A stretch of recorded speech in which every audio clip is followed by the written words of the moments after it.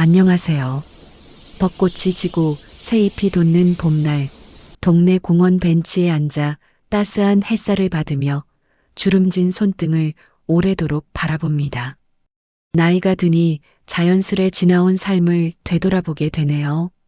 멀리서 들려오는 아이들의 노랫소리, 바람에 흔들리는 나뭇가지 소리가 평화롭습니다. 젊은 시절, 저는 삶이 힘들 때마다 종교에 기댔습니다. 많은 사람들이 그랬듯이 말이죠. 큰 울타리가 필요했고 그 안에서 위안을 찾았습니다. 기도하고 예배에 참석하고 같은 신앙을 가진 사람들과 어울리며 힘을 얻었습니다. 그것이 제 삶의 버팀목이었습니다. 하지만 세월이 흐르고 이 벤치에 앉아 돌이켜보니 그 큰 울타리가 정작 우리 사회를 든든히 받쳐주진 못했던 것 같아 가슴이 먹먹해집니다.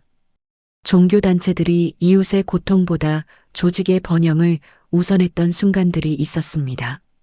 사회적 책임보다 내부의 이익을 먼저 생각했던 리더십의 모습들이 선명하게 떠오릅니다. 텅 빈 교회 강당에 먼지가 쌓인 성경책처럼 진정한 가르침은 뒷전이었습니다.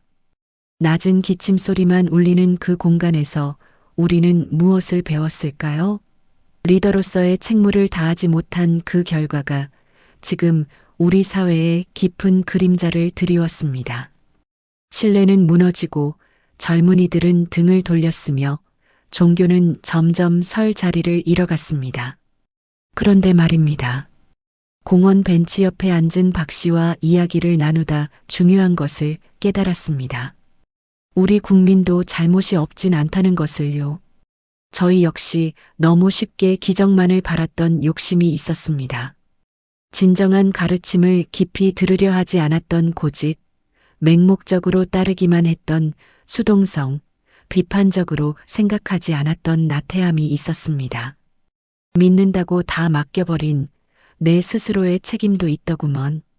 박 씨의 낮은 목소리가 가슴 깊이 와닿았습니다. 그 한마디에 많은 생각이 스쳐 지나갔습니다. 상대방의 말에 귀 기울여야 함께 발전할 수 있다는 것, 서로를 존중해야 관계가 건강해진다는 것, 그때는 몰랐던 것입니다. 그 잘못이 아마 3할쯤 되지 않을까요? 종교단체의 책임이 7이라면 우리 국민의 책임도 3은 되는 것 같습니다. 모든 관계가 그렇습니다. 상대방을 존중하는 만큼 나에게 돌아오는 법입니다. 리더가 아랫사람을 진심으로 위하면 자연히 따르는 것처럼 우리가 바르게 질문하고 깨어있게 참여할 때 종교단체도 바르게 응답할 것입니다. 내가 하는 말과 행동을 바르게 하는 것이 순조로운 삶을 사는 유일한 방법이니까요. 남 탓만 하면 결국 그 대가는 고스란히 나에게 돌아옵니다. 자연의 법칙입니다. 노을이 지며 하늘이 붉게 물들고 공원에서 평화로운 종소리가 들려옵니다.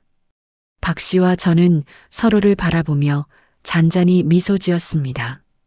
그 미소 속에는 이해와 용서, 그리고 희망이 담겨 있었습니다. 이런 깨달음이 늦지 않기를 바랍니다. 이제라도 함께 서로가 서로를 위하는 따뜻한 울타리를 만들어야 할 때입니다. 종교단체는 진정한 지혜로 국민들을 이끌고 우리 국민은 깨어있는 참여로 손잡고 나아가야 합니다. 이 이야기가 많은 분들과 함께 연구되고 논의되어 우리 사회가 더 나은 방향으로 나아가는 작은 씨앗이 되길 진심으로 소망합니다. 인류 모두가 함께 지혜를 모아 풀어가야 할 과제입니다.